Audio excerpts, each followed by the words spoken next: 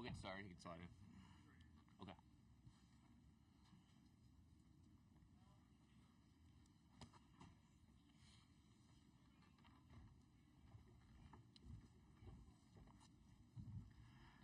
All right, welcome back to the interview room here at Rocket Arena and the 2025 NCAA tournament. We're joined now by the Alabama Crimson Tide, 80-66 winners over the St. Mary's Gales to advance to the Sweet 16. Fellas, congratulations. Please raise your hand for a microphone to be brought to you, and when you do ask your question, please introduce yourself and your affiliation. Coach, we'll start out with a quick opening statement, and then we'll go to questions for the players first. Yeah, I mean, that's a tough team. We knew they were tough. You know, we got up on them 13 at the half. We knew they weren't going to go away. You know, they came out in the second half. They were scoring on us a little too much. You know, I thought our guys, though, did after they made a little run there, I thought our guys answered it. You know, we played well on the offensive end. For most of the game, we had too many turnovers.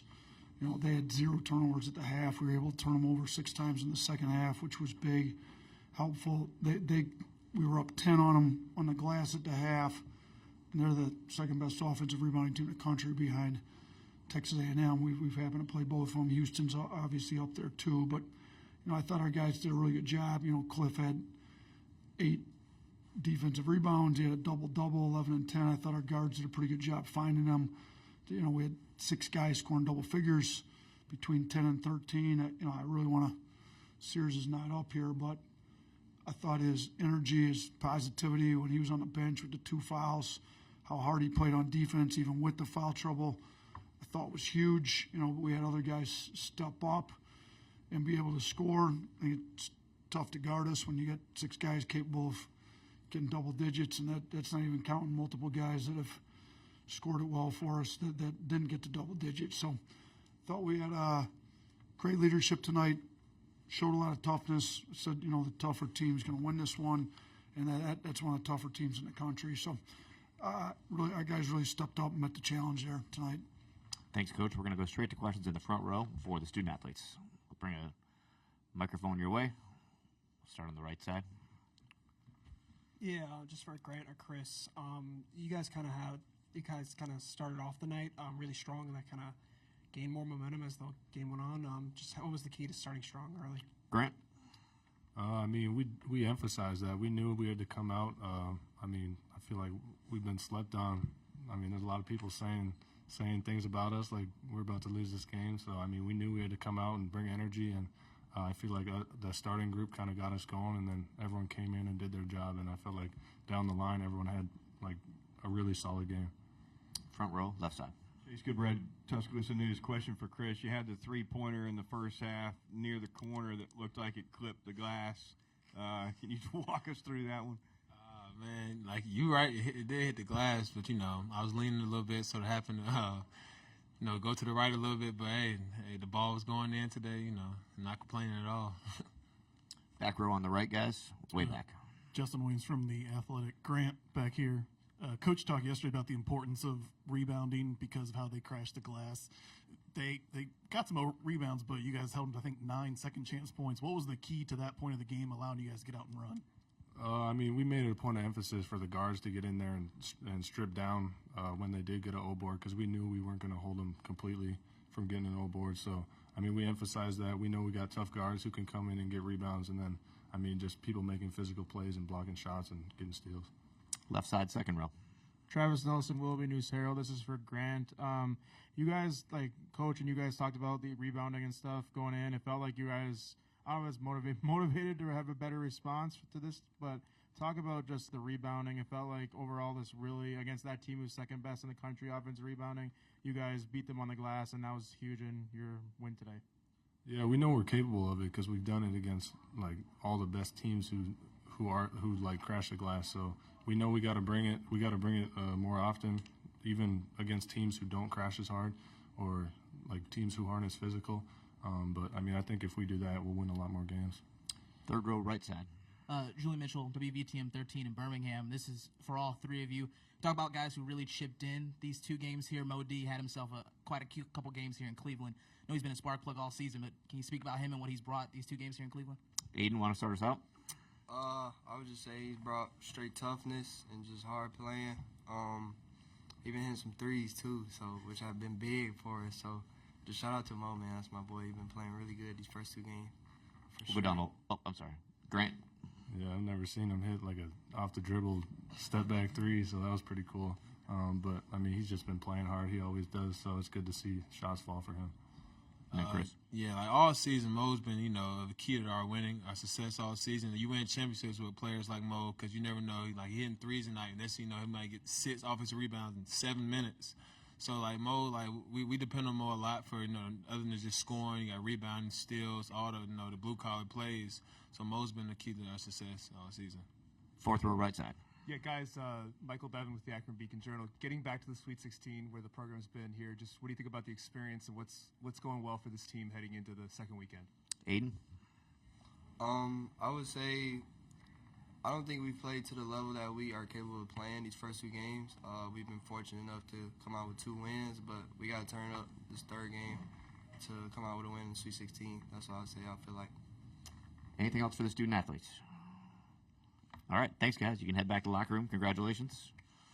We'll continue here with Coach Oates for about 7 more minutes. We can go right to the front row, Coach, on the right side. Let's get a mic up here, guys.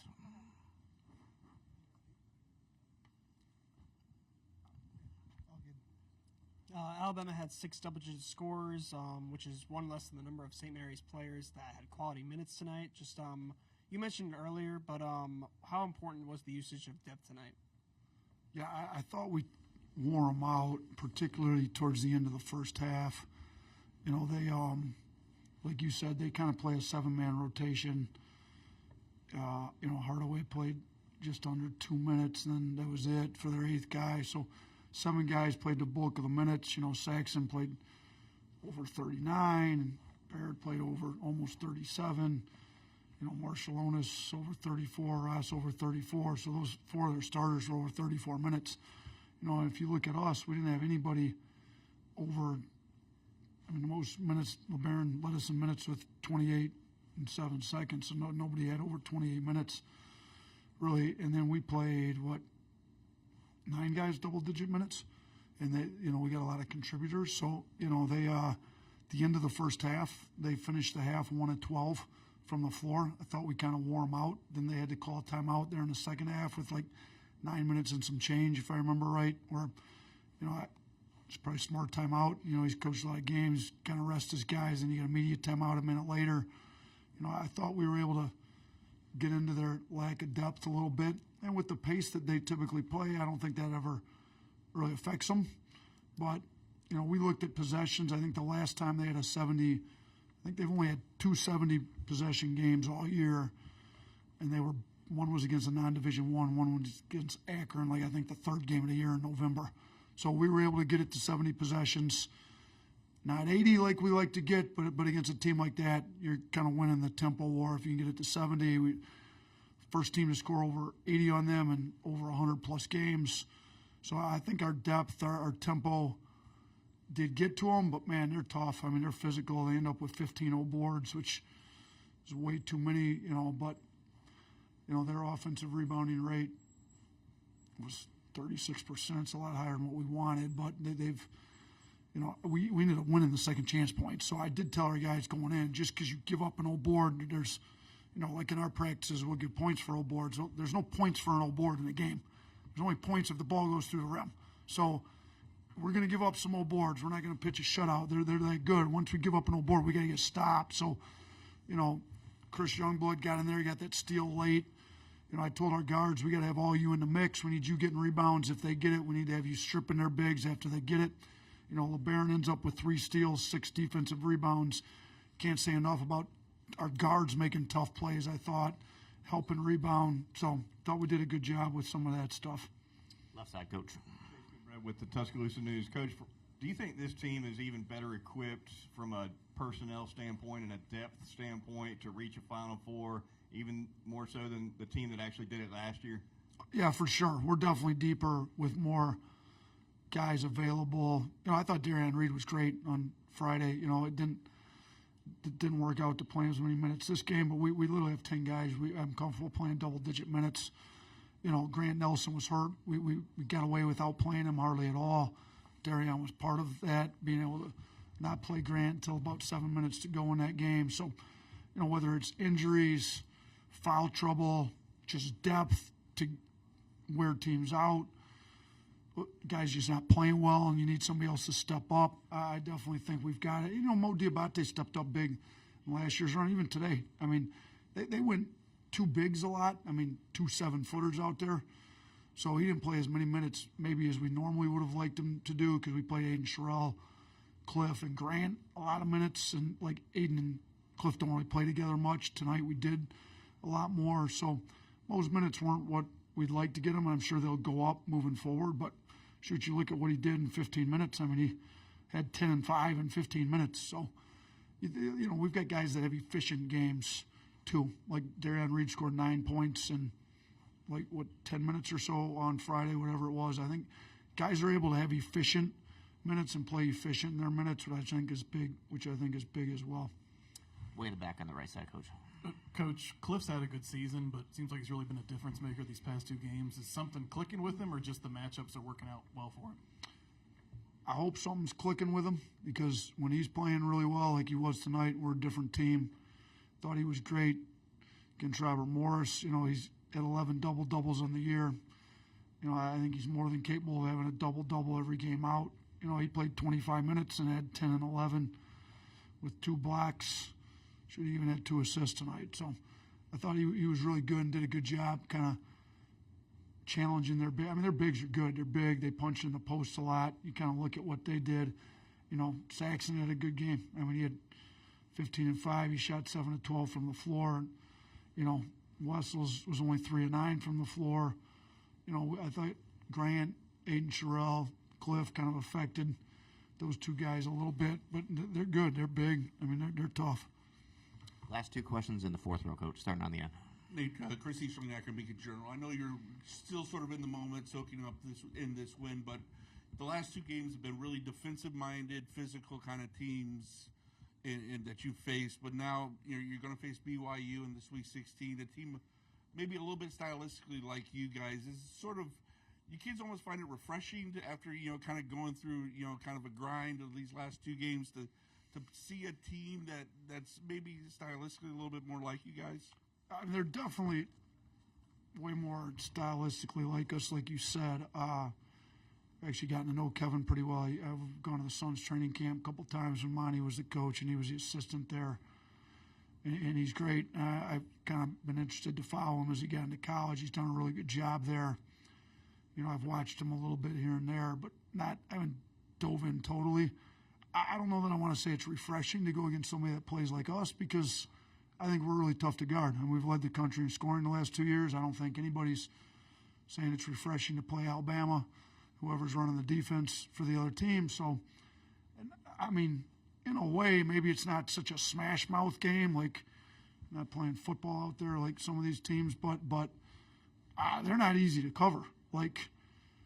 He's running great sets. They've got shooters all over the place. They're good. So we're gonna have to really lock in, and coaches are gonna have to really do a good job getting our guys ready, and then our guys are gonna have to execute whatever the plan is that we decide to put in, and we're gonna have to make adjustments to it, because I'm sure he'll make adjustments. So, I'm looking forward to playing in the Sweet 16. It's great. It's the first time in school history we've been to 3 straight Sweet 16s, but I would not use the word refreshing to play against an offense like BYU's has. It's probably not the correct word.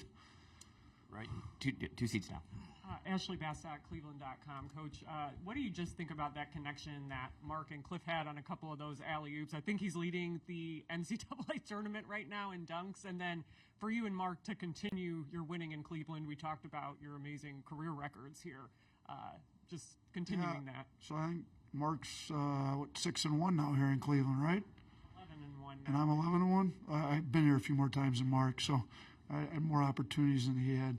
No, I mean I thought Mark played great. I mean it's he doesn't get in foul trouble much, so it's a little tough with him getting in foul trouble. That's why his minutes were down. 26 minutes.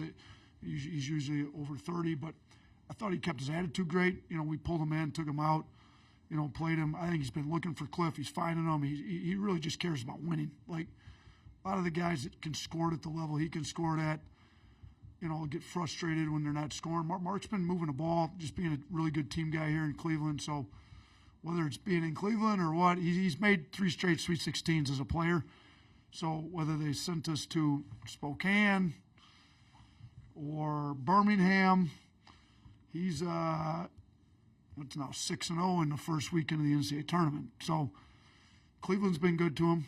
So is Birmingham. So is Spokane. So let's hope we can head to Newark and play as well as we did in LA last year, because that was good for us as well. So regardless of where they send us, we got to play 2 really tough teams coming up, and we got to be ready for them. I thought Sears been great here this weekend. We need him to be great again next weekend.